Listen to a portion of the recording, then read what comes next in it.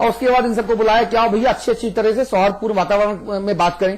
क्या सरकार के जो सलाहकार हैं उनकी मंशा एस्मा लगाकर यह जताने की थी कि देखो हम ये भी कर सकते हैं और अगर हमारी बात नहीं मानोगे तो अभी धर लेंगे, गिरफ्तार कर लेंगे? क्या दबाव बनाने की कोशिश थी?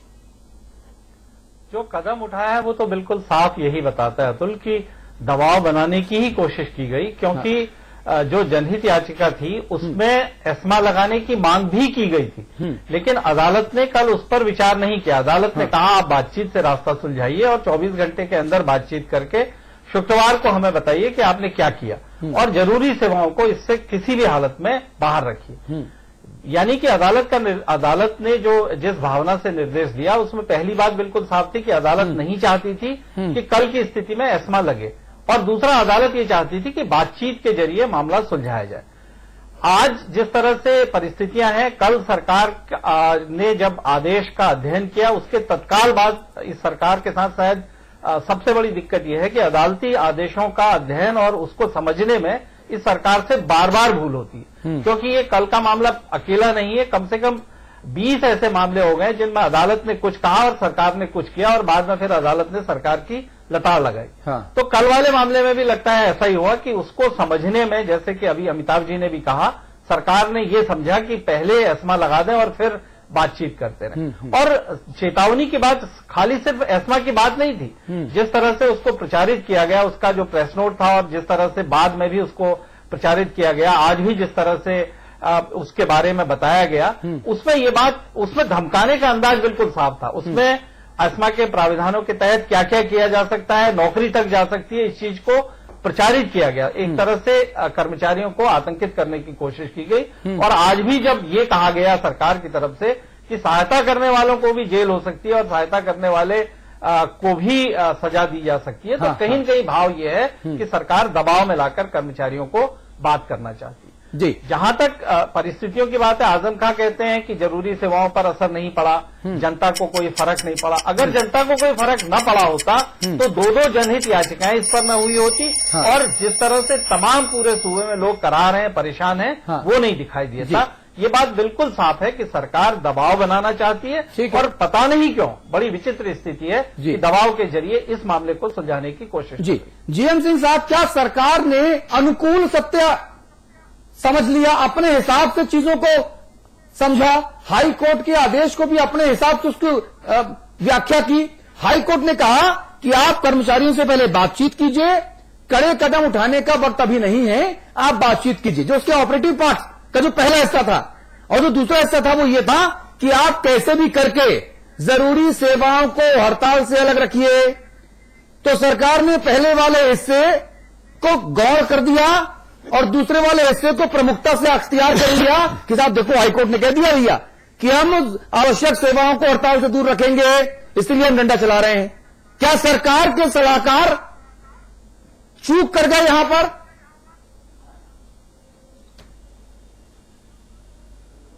बिल्कुल निश्चित चूक कर गए। इसलिए चूक कर गए कि पहले भी बातचीत का सिलसिला चलता रहा। हम लोग बराबर 1 साल से गुजारिश कर रहे हैं कि हमारी मांगों को सुना जाए और सुन के उसमें जायज को तर्क के आधार पर विभेद किया जाए, हमें समझा दिया जाए। हाँ। ये बता दिया जाए कि कौन सी बातें नाजायज हैं, उनको हम मानने को तैयार हैं, मगर जो सकारात्मक है उन पर निर्णय लिया जाए। जहां तक माननीय उच्च न्यायालय का सवाल है, जिसमें एक PIL 2 दायर की गई और उसमें जो चीजें निकल कर आई, जो आदेश माननीय उच्च न्यायालय ने पारित किया, आप बड़ी हास्यास्पद स्थिति है कि उस माननीय उच्च न्यायालय के आदेश को एक रस्म अदा करने के तहत अपनाया गया और उन्हीं प्रमुख सचिव कार्मिक को अधिकृत किया गया जिन्होंने इससे पहले भी वार्ताएं की हैं। इससे पहले दौर की भी वार्ताएं प्रमुख सचिव कार्मिक से हुई और असफल रही है। तो ऐसा नहीं है कि उनको ये मुद्दे नहीं मालूम थे, उनको ये मांगे नहीं मालूम थी। मैंने ये देखा है और ये पाया है कि सरकार कहीं ना कहीं माननीय उच्च न्यायालय के आदेशों को लेकर उतनी गंभीर नहीं है। हाँ। और उन पर कोई सकारात्मक पहल न करके एक रस्म अदा करने का काम कर रही है, मुझे ऐसा दिखाई देता है। उसी का नतीजा है कि आज वार्ता असफल रही। नहीं तो हमारे कर्मचारी नेता बार बार इस बात को कह रहे हैं कि माननीय मुख्यमंत्री जी से वार्ता करेंगे, माननीय मुख्य सचिव जी से वार्ता करेंगे। हल आखिर क्यों नहीं निकल रहा? इसीलिए नहीं निकल रहा कि पहले एस्मा लगाएंगे, डराएंगे, और डराने के बाद तब आपसे वार्ता करेंगे, जबकि स्पष्ट लिखा है, माननीय चिलाने ने कहा है सौहार्दपूर्ण वातावरण। तो जब सौहार्दपूर्ण वातावरण एस्मा लगा के पैदा किया जा सकता है, ये कौन सी परिभाषा सरकार ने अपने मन में बनाई है और उसको लोगों के सामने पेश किया है। हाँ। हम ये नहीं समझ पा रहे कि ये सरकार की मंशा क्या है, कौन सी ऐसी मांग है, कौन सा ऐसा बड़ा काम है जो हम नहीं समझते कि उसको पूरा किया जा सकता है। सब पर वार्ता करें, बिंदुवार वार्ता करें, 15 मांगे, 25 संवर्गों की वेतन विसंगतियां हैं। हाँ। हम और नई वेतन विसंगतियां क्रिएट की गई। आप देखिए कि बड़ी हास्यास्पद स्थिति है, जो ग्रेड में पीछे चल रहे थे उनको आगे ला दिया गया। ठीक है। तो काफी विसंगतियां तो सरकार ने खुद पैदा की हैं। जी, इन पर विचार करना चाहिए था और हमें नहीं लगता कि अभी सरकार इस पर बहुत गंभीर है। और हम ये चाहेंगे कि सरकार इस पर गंभीरता से मुख्य सचिव जी की अगुवाई में माननीय मुख्यमंत्री जी से वार्ता हमारे कर्मचारी नेताओं की ठीक है। कराए। और आपके पास आ रहा हूं, आपके पास आ रहा हूं। पाठक जी, आवश्यक सेवा का सवाल है, हम बात करने को तैयार जिन हैं। प्रमुख सचिव के ऊपर ही विवाद है, उन प्रमुख सचिव को भी 3 वर्ष की सजा हाईकोर्ट से ही हो चुकी है। उनका जो चरित्र है उसके ऊपर भी तमाम तरह के सवाल उठ रहे हैं। चरित्र व्यक्तिगत तौर पे नहीं, एक अधिकारी के तौर पर, एक नौकरशाह के तौर पर, व्यक्ति के तौर पर उनका चरित्र कैसा भी, इससे कोई मतलब भी नहीं है। जी जी। उनके ऊपर बड़े बड़े सवाल उठे हैं। उसके बावजूद जिस व्यक्ति से बातचीत कई दफे विफल हो चुकी हो, यह सरकार की अहमन्यता नहीं तो और क्या है कि आप उसी व्यक्ति को हाईकोर्ट के आदेश के बाद फिर से डिप्यूट करते हो, जाओ भाई तुम ही बातचीत करो। देखिए, जिस तरह से अतुल जी जीएम सिंह ने कहा, हाँ। उससे सरकार की मनसा पर सवाल खड़े होते हैं। हाँ। सरकार इसका समाधान नहीं चाहती है। हाँ। आजम खान साहब की आपने बाइट देखी, टिप्पणी देखी, और जिस तरह से उन्होंने कहा कि जनता के बहुत दिन काम नहीं होते हैं, कुछ दिन लोग ये मान लेंगे। तो अगर जो सरकार का यह रवैया है, तो इस रवैये से मुझे नहीं लगता कि समाधान की कोई कोशिश होगी। मूल विषय यह है कि समाधान आप चाहते हैं कि नहीं चाहते। ठीक बात। सरकार क्यों नहीं चाहती है और क्यों विवाद खड़ा करना चाहती है। जितने दिन हड़ताल चल रही है उतने दिन सरकार ने जो पाप कर रही है उन पर चर्चा नहीं हो रही है। लड़की लैपटॉप लेके जा रही है, उसके साथ बलात्कार हो रहा है, उस पर चर्चा नहीं हो रही है। चर्चा आप क्या भी बड़ी हो रहे हैं, क्योंकि चर्चा हड़ताल पर हो रही है। तो वो सारे मुद्दे जो हो रहे हैं वो हो रहे हैं। आज गन्ना किसानों का बड़ा मुद्दा था। मुझे नहीं लगता कि अगर हड़ताल नहीं होती तो आप गन्ने पर चर्चा नहीं करते। कि हरियाणा जैसे राज्य में 300-305 रुपए गन्ना मूल है, यहां वही गन्ना मूल दे दिया गया। वो अभी तब दिया गया जब मिल मालिकों ने धमकी दिया कि गन्ना मूल जारी किया जाए। मिल मालिकों के दबाव में सरकार फैसले करेगी और अपने घोषणा पत्र में लिखेगी कि जो हम गन्ना, धान और गेहूं की फसल है, पेज नंबर 7 पे इनके घोषणा पत्र में, उसमें इन्होंने कहा कि हम एक आयोग बनाएंगे, जो लागत है उसका 50% देंगे।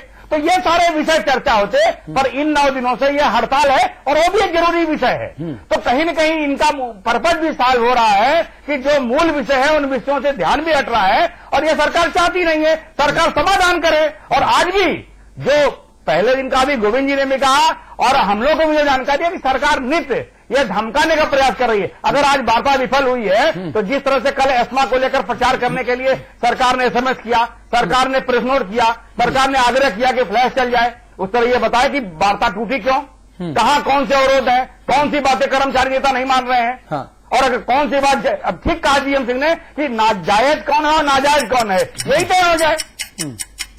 जी, जायज कौन है, नाजायज कौन है। भाई ओंकार सिंह साहब, जायज और नाजायज के बीच में जो आम जनता है वो पिस रही है। 2 सांडों की लड़ाई में घास पिस रही है। आम जनता का कसूर क्या है ये किसी को समझ नहीं आ रहा। जिन बूढ़े बाबा की आंखों से दिखाई नहीं पड़ता, उनके बच्चों ने सोचा था कि चलो भाई जाड़ा आने दो, जो मोतियाबिंद के कैंप लगेंगे, सरकारी कैंप, हम उसमें अपने बाबा की आंख का इलाज कराएंगे। अब वो भी नहीं हो रहा।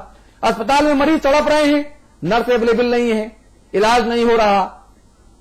हाई कोर्ट के आदेश के बाद सरकार की जो अहमन्यता है, सरकार की जो जिद है, वो जिद आकर राजीव कुमार के ऊपर टिक जाती है। तो आम लोग क्यों हैरान परेशान हुए भाई। ये मामला सरकार बनाम कर्मचारियों का है। 1 करोड़ कर्मचारी निकाल दीजिए, बाकी भी तो उत्तर प्रदेश में 22-23 करोड़ लोग हैं। वो हैरान परेशान क्यों हुए, उनकी सुध कौन लेगा। सरकार टोटल संवेदनहीन है। आप ये देखिए कि जब मुजफ्फरनगर में रॉयट्स हुए थे, हाँ। तो उस समय यहां पर वार्ता करने के बजाय, उसे कंट्रोल करने के बजाय आगरा में वो लोग अपना सम्मेलन कर रहे थे हाँ। और 5 स्टार होटल में बैठ के पार्टी कर रहे थे। हाँ। तो सरकार के पास तो किसी प्रकार के निर्णय की आवश्यकता ही नहीं है कि उसके अगले दिन सैफई में शादी कार्यक्रम में सारे लोग नाच गा भी रहे थे।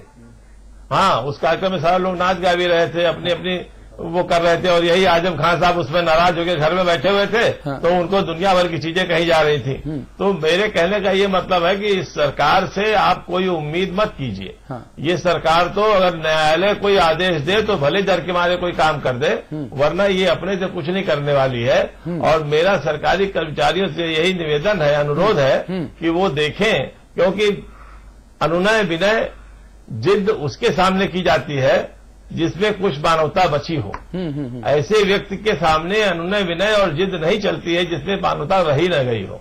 हम लोग पहले समझते थे कि ये सरकार कुछ न कुछ करेगी, क्योंकि जनता ने पूरी आशा के साथ इसको चुना, लेकिन ये हर मुद्दे पे, हर मौके पे, हर मोड़ पे ये फेल होती जा रही है। इसके अलावा इसमें क्या कहा जा सकता है? जी, एक ब्रेक हमको यहां पर लेना है। ब्रेक के उस पर इस चर्चा को हम इसी जगह से लेकर आगे जाएंगे कि जैसा ओंकार सिंह साहब कह रहे हैं कि जिस अनुनय विनय याचना प्रार्थना ये उसके सामने की जाती है जिसकी आंखें खुली हों, जिसने भाई भतीजेवाद का नकाब अपने चेहरे पर पहन लिया हो, या जिसने भाई भतीजेवाद और अपने अपनों को आगे बढ़ाने के लिए आंखों पर एक मोटी सी पट्टी बांध ली हो, जिसको की रैली का संयोजक नहीं मिला, अपने भतीजे को बनाना पड़ा। ये है, यही मैं आपसे कह रहा हूं, जिसने अपनी प्रजा का हित न देखने की कसम खा ली हो, फिर आप उससे किस तरह की उम्मीदें करते हैं और क्यों उम्मीदें करते हैं? तो फिर क्या सिर्फ टकराव एक रास्ता है? इस सवाल पर बात होगी ब्रेक के उस पार। 16 लाख कामगारों पर गिरफ्तारी की तलवार, मांगे मानने की जगह कर्मचारियों पर वार, एस्मा लेगा हड़तालियों का इम्तिहान, क्या कानून निकालेगा समस्या का समाधान?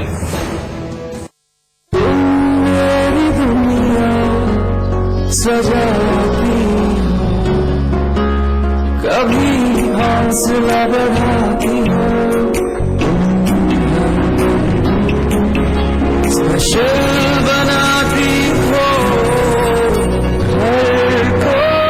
हम सिर्फ घर बनाते हैं, हम उसमें खुशियां बसाते हैं। सुपरटेक अब मेगा मॉल बनेगा, तो बिगेस्ट इंडिया एवर सीन। यहाँ स्टेडियम बनना चाहिए। चैरिटी के बारे में सोच रहे हैं, कभी तो ऐसा ख्वाब देखिए जिसमें हजारों ख्वाब शामिल हैं।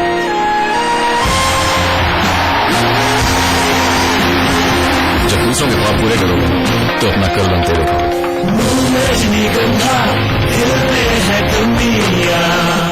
होने वाला है, गांठे नहीं बांधा है, निकाल गमछा बांध गांठ।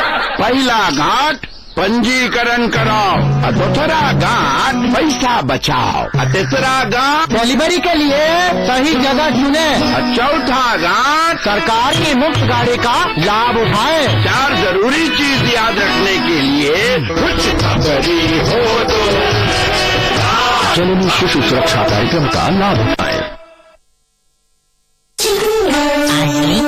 Julie, my love, you're the love of my life. Julie!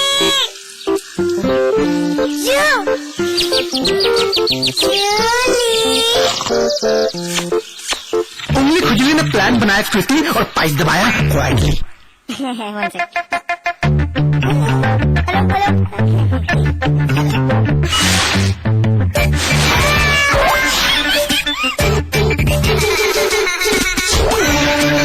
Refreshing mini gums ideally क्या? ताइवा इन्वर्टर बैटरी, नया रूप, नई तकनीक, अब पहले से 40% ज्यादा पावर बैकअप। ताइवा इन्वर्टर बैटरी। स्वाद बड़ी चीज है, स्वाद से बढ़कर कुछ नहीं। तुलसी सादा पान मसाला।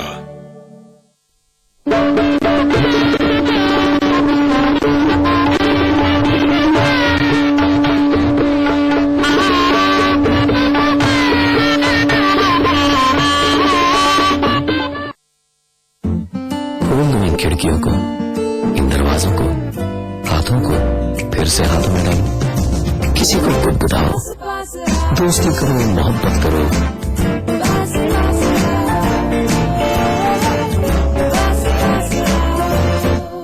गले मिलो, हाथ मिलाओ, किसी को अपना बनाओ, ताया ताई, मौसा मौसी, सबसे प्यार करो, रहो हमेशा पास पास।